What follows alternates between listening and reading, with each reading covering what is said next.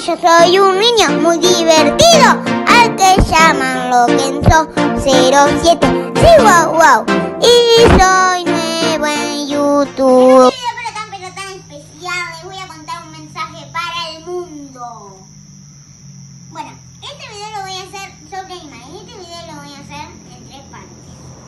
La primera va a ser esta.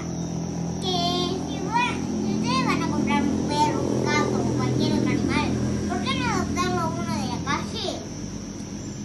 Y darle agua, darle comida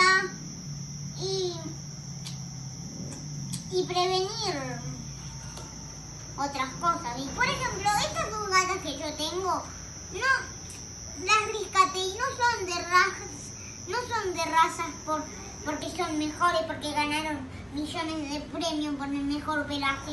No son de raza y son las mejores gatas que he tenido en la vida. Esa ha sido la primera parte. Y espero que les llegue al corazón y logren hacer como yo. Bueno, sigamos con la segunda. En esta segunda parte les voy a explicar que si ustedes se van a tener un animal, ténganlo, cuídenlo, denle agua, denle comida.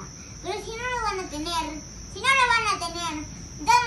a un amigo que lo quiera tener o a un refugio, pero no lo tengan, porque es para que después el animal ande callejero y se nutra y no tenga ni una casa para dormir. En esta tercera parte de este video les voy a contar que no quiero que haya más animales en la calle. Sueño, confío y quiero que no haya más animales en la calle. Porque nosotros no son menos seres vivos que nosotros porque andan en 4 patas. Son seres vivos.